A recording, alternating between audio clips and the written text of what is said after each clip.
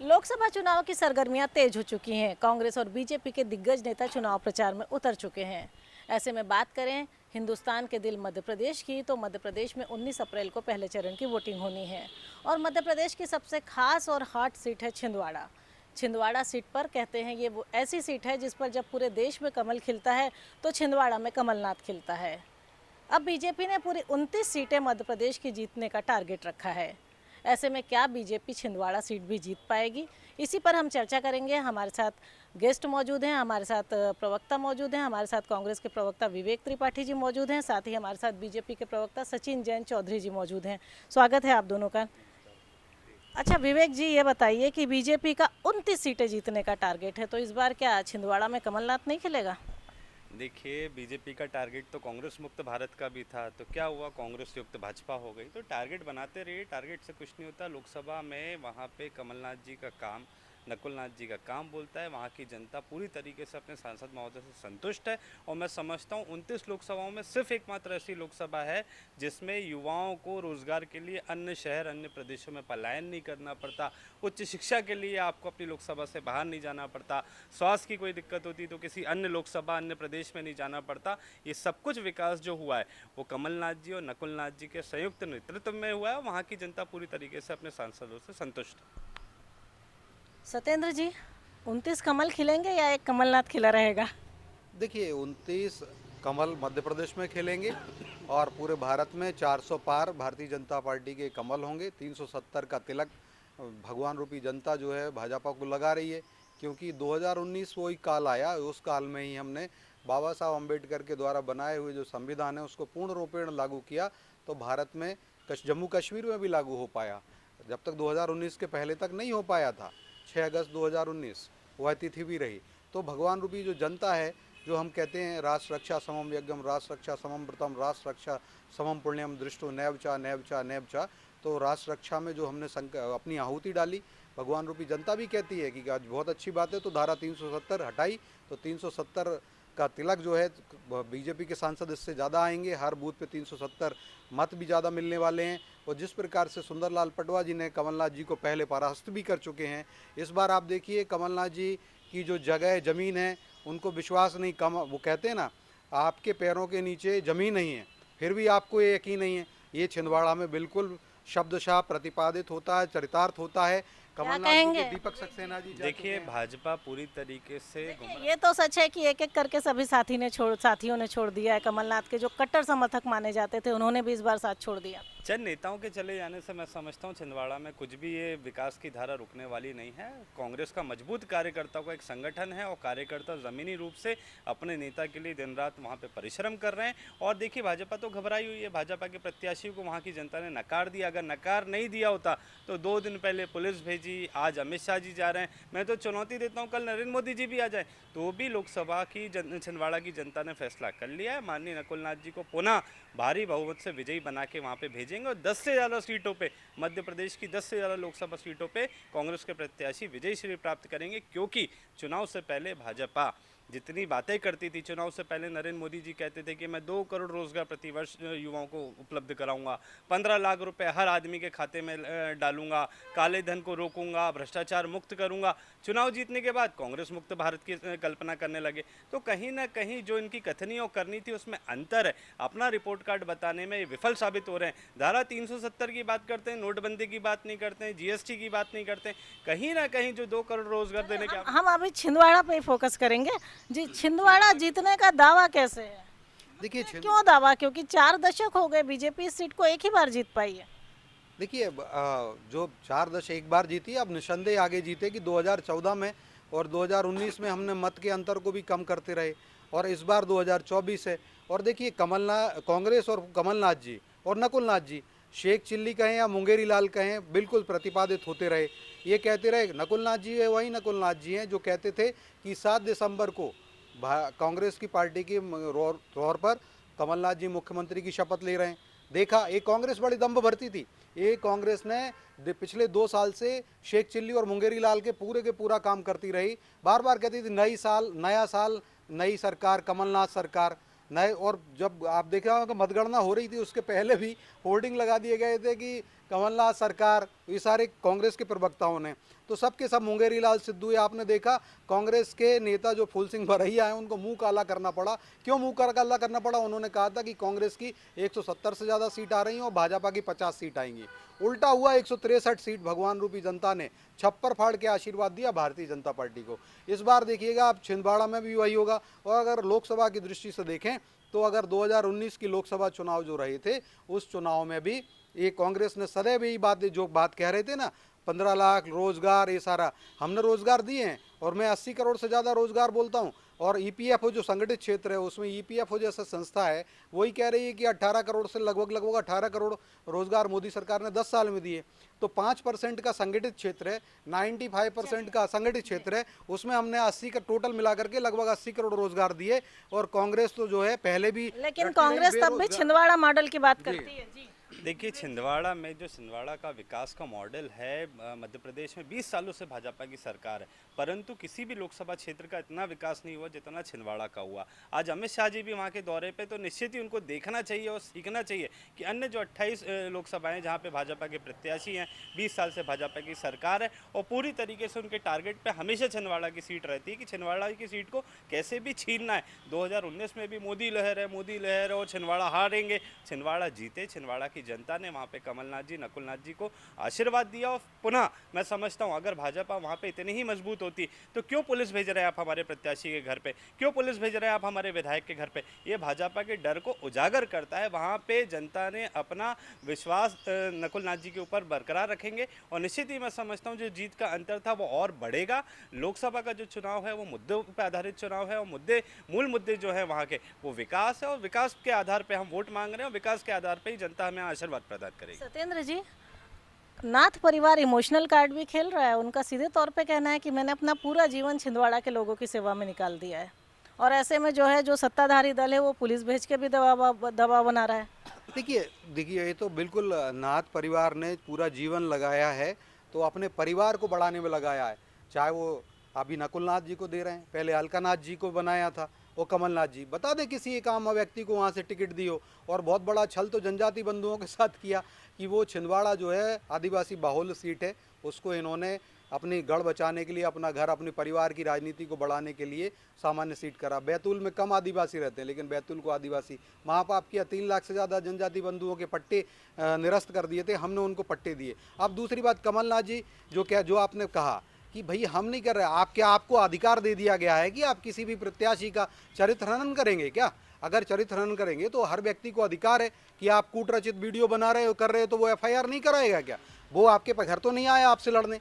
हम गए, थाने गए ना, हम गए, हमारा पुलिस प्रशासन जहाँ पर विधि कानून रक्षा करता है, तो हम वहाँ गए, हमने आवेदन किया और प्रमाण दिए। जिस प्रकार से मिगलानी जी और ये सारे ट्रैप हो रहे, आप देखिए जिस प्रकार से लगभग 5 लाख रुपए की राशि कांग्रेस नेता की गाड़ी से निकलती है, तो आप सोचिए ज़मीन किसकी खिसकी हुई है।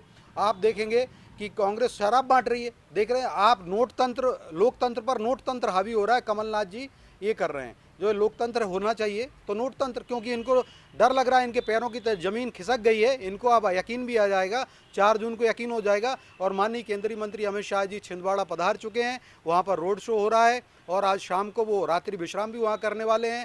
साथ साथ वो वहाँ पर नेताओं, सभी नेतागणों से मिलेंगे, जनता से उन्हें आशीर्वाद लिया है छिंदवाड़ा की, और एक बैठक भी होने वाली है। कांग्रेस से कई नेतागण जो आए हैं, जैसे मैं आगे आपसे सवाल करूंगी कि इतने सारे दिग्गज क्यों, अगर जीत का दावा ही है और जीत तय है तो इतने दिग्गज क्यों? लेकिन मैं पहले आपसे पूछूंगी विवेक जी कि चरित्र हनन का भी आपके, मतलब कांग्रेस के ऊपर ये बात उठी है कि बीजेपी के जो उम्मीदवार हैं उनके चरित्र हनन की कोशिश हो रही है, इमोशनल कार्ड खेलने की कोशिश हो रही है, लेकिन जो छिंदवाड़ा सीट है वो परिवारवाद का जीता जागता उदाहरण है। परिवारवाद का उदाहरण तो ये भी है कि वन मंत्री की पत्नी को खुद ही भाजपा ने टिकट दिया, वहाँ परिवारवाद नहीं दिखता। दूसरा, आप कह रहे हैं कूटरचित वीडियो, तो वीडियो के आधार पे अगर आप आरोप लगा रहे हैं, एफआईआर दर्ज करा रहे हैं, तो वीडियो तो नरेंद्र सिंह तोमर जी के बेटे का पूरे दुनिया ने देखा। आज तक कोई पूछताछ नहीं हुई, उनके घर पे आज तक पुलिस नहीं गई, मुहूर्त का इंतजार शायद कर रहे होंगे। दूसरा, आप कह रहे हैं शराब बट रही है, सरकार आपकी है, पुलिस प्रशासन आपका है, निर्वाचन आयोग आपका है, शराब बट रही है तो आप स्वीकार रहे हैं कि आपकी पूरी कानून व्यवस्था ध्वस्त हो चुकी है।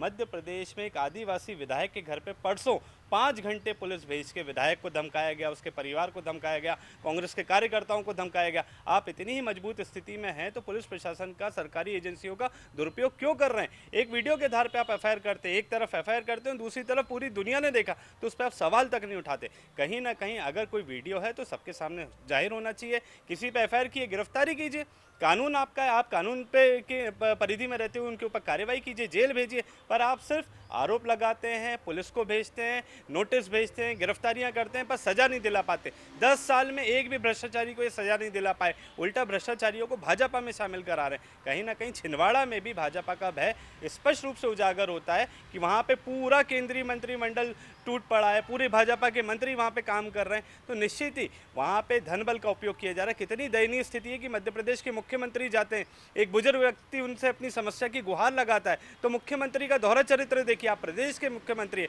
आप सूबे के मुख्यमंत्री है, आप मध्य प्रदेश की जनता के प्रत्येक व्यक्ति के मुख्यमंत्री है, आप उनसे क्या कहते हैं?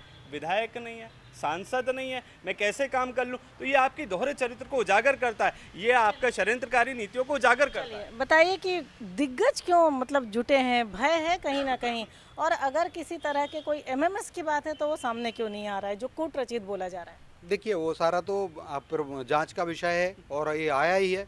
आप देखिए जो जांच का विषय है होने दीजिए, और कोई ये कानून हमारा कांग्रेस पूछ रही है कि भाई आपने पुलिस भेज दी, सब कर दिया, लेकिन उजागर क्यों नहीं हुआ? नहीं, हम नहीं भेज रहे हैं मैडम, हमने नहीं भेजी है, हमने वहाँ पे आवेदन दिया है और अभी उनका काम है, वो संज्ञान ले रहे हैं। वो चुनाव आयोग कोई भारतीय जनता पार्टी का नहीं है, संवैधानिक संस्था है। ये चाहते हैं कि चुनाव आयोग बंद हो जाए, क्या ईडी बंद कर दिया जाए? अरे भैया, ईडी को खोलने किस समय स्थापना हुई ईडी की? कांग्रेस के समय हुई, तो आज कांग्रेस वही रोने लगी है।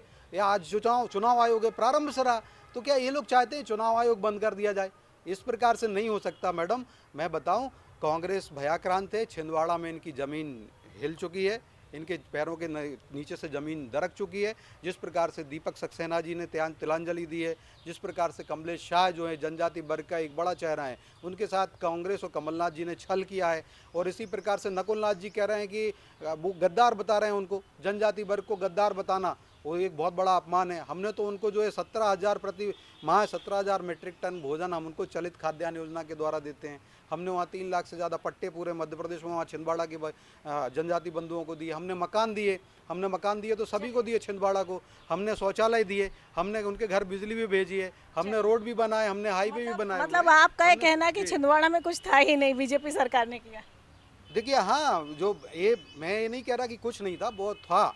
जिस प्रकार से भारत के अंदर अगर आप कहें कि पहले शौचालय, जो पहले इंदिरा कुटीर बनती थी तो 10 साल में 25 लाख इंदिरा कुटीर बनी थी, हमने 10 साल में 4 करोड़ बना दी। अगले 3 तो आप देखिए 10 साल में 25 लाख और कहाँ 4 करोड़, तो लगभग आप देखेंगे 8 गुना बढ़ गई या 10 गुना बढ़ गई। तो आप सोचिए कांग्रेस को 10 साल तो 100 साल लग जाते। वही हम कह रहे हैं कि आप एयरपोर्ट बनाए, तो हमने एयरपोर्ट बनाए तो 64 थे, आज देश भर की बात हम फिर करेंगे विकास की। जी हाँ, 150 साल लग जाते। जी चलिए, अब मैं आप लोगों से आखिरी सवाल लूंगी। मैं 3 पॉइंट से आपसे जानना चाहूंगी विवेक, कि आपका दावा है कि कांग्रेस छिंदवाड़ा सीट फिर से जीतेगी, तो उसके लिए क्या ऐसे 3 आप मजबूत पॉइंट बताते हैं कि कांग्रेस के खाते में वो सीट फिर से आएगी? देखिए, मैं 3 नहीं, मैं आपको 30 पॉइंट बताने के लिए तैयार हूँ। पहला, सबसे पहले तो ये बात है कि किसी भी लोकसभा में, मध्य प्रदेश में 29 लोकसभा सीटें हैं, सिर्फ एकमात्र लोकसभा सीट ऐसी है जहाँ युवाओं को शिक्षा के लिए अन्य लोकसभा या अन्य प्रदेशों में पलायन नहीं करना पड़ता। वहाँ पे शिक्षा का स्तर इतना बेहतर करके कमलनाथ जी और नकुलनाथ जी ने दिया है कि वहाँ का क्षेत्र का युवा वहीं पढ़ता है, वहीं रोजगार के लिए अवसर प्रदान करता है। आप एक तरफ, मैं चुनौती देता हूँ, शिवराज जी खुद लोकसभा का चुनाव लड़ रहे हैं, उनकी लोकसभा में भी आदमी, बच्चों को, युवाओं को पढ़ने के लिए बाहर जाना पड़ता है। छिंदवाड़ा का विकास मॉडल का अगर आप देखेंगे तो अन्य 28 लोकसभाओं के मुकाबले सबसे अच्छी स्वास्थ्य व्यवस्था है, सबसे अच्छी शिक्षा की व्यवस्था है, रोजगार के अवसर है। तो कहीं ना कहीं नकुलनाथ जी और कमलनाथ जी के वहाँ पे परिश्रम है, जिसके आधार पे वहाँ पे क्षेत्रीय लोगों को अपनी मूलभूत समस्याओं के लिए इधर उधर भटकने की आवश्यकता नहीं है। इंफ्रास्ट्रक्चर का इतना अच्छा वहाँ पे रोडों का जाल है कि वहाँ कम से कम सारी चीज़ें बहुत अच्छी हैं कि युवाओं के लिए, रोजगार के लिए आपको अन्य राज्यों की तरफ पलायन नहीं करना है। बाकी आप लोकसभाओं में देखेंगे तो कहीं ना कहीं युवाओं को अपने अन्य शहरों में, बिल्कुल मैंने बताया, मैंने 3-4 चीज़ें हैं, स्वास्थ्य है, शिक्षा है, रोजगार है, तो इन्हीं पे टिका हुआ पूरा चुनाव। सत्यन जी, आपसे 2 चीज़ें, कि एक तो वहाँ पे बीजेपी के कैंडिडेट का बीजेपी में ही विरोध है, इसमें भी ये बातें भी लगातार सामने आ रही हैं। दूसरा, बीजेपी कैसे दावा कर रही है कि जो सीट वो 4 दशक से नहीं जीत पाई, क्या कारण है कि वो इस बार जीतेगी? देखिए 4 दशक तो नहीं, हम 1998 में जीते थे, 27-28 साल हुए हैं। और उस बात को अब मैं बता दूं आपको, जो एक बार जीते हाँ हो। हाँ, एक बार हमने इनके गढ़ को, देखिए तिलिस्म को हमने तिलिस्म को भेद दिया था, इनका कोई तिलिस्म नहीं है। और इस बार तो सब कुछ कांग्रेस का गढ़ नहीं है, गड़बड़ है जो हम कहते हैं। छिंदवाड़ा गड़बड़ है कांग्रेस के लिए। आप गंभीर सिंह चौधरी जी जो हैं वो पूर्व विधायक रहे कांग्रेस के, भाजपा में हैं। दीपक सक्सेना जी भाजपा में हैं, कमलेश शाह जी भाजपा में हैं, और अभी जो विक्रम हाके हैं महापौर हैं, रहे हैं, अभी महापौर हैं छिंदवाड़ा से, वो भी भारतीय जनता पार्टी में है। जिस प्रकार से इन्होंने छल किया, वो कांग्रेसियों के साथ में उनको अपमानित किया गया, प्रताड़ित किया गया जनजाति बंधुओं को। निसंदेह जो छिंदवाड़ा की जनता कहती है, मैंने काफ़ी सारे संवाद सुना है कि छिंदवाड़ा में जिस प्रकार से जो विकास अवरुद्ध हुआ है, भारतीय जनता पार्टी की सरकार आने के बाद बढ़ रहा है, और निसंदेह उसके कारण वहाँ की जनता विश्वास दिखा रही है। और मोदी जी की राम राम हमने उनको कही है, मोदी जी का गुलाल उनको भेजा है, मोदी जी ने कहा प्रणाम भेजा है। और अभी माननीय अमित शाह जी आज वहाँ पर हैं, और जो वो मिल रहे हैं, तो एक एक कार्यकर्ता में ऊर्जा आ रही है। और जनता का, जब वहाँ छिंदवाड़ा की जनता का आशीर्वाद ले रहे हैं, निसंदेह जो पिछली बार का अंतर था, मात्र 30-32 हज़ार का अंतर था वोट का, इस बार हम उसको पाटेंगे और लाखों के अंतर से इस बार भारतीय जनता पार्टी विजयश्री प्राप्त करेगी। और ये जो अति आत्मविश्वास है छिंदवाड़ा कमलनाथ का, वैसे ही दरक चुका है। इसको अब बिल्कुल जनता जो है ईवीएम में ईवीएम में बटन दबा करके कमल का ये निकल प्रस्फुटन होगा। 4 जून को 400 पार होगा। चलिए, कहते हैं कि जंग और मोहब्बत में सब जायज है, इसीलिए छिंदवाड़ा सीट पर साम दाम दंड भेद सभी रणनीतियां एक साथ देखने को मिल रही हैं। बीजेपी बहुत एग्रेसिव कैंपेनिंग कर रही है, तो ऐसे में सवाल है कि बीजेपी अपनी एग्रेसिव कैंपेनिंग में अपनी रणनीति में सफल हो पाती है, या फिर नाथ परिवार का इमोशनल कार्ड विनिंग फैक्टर साबित होगा।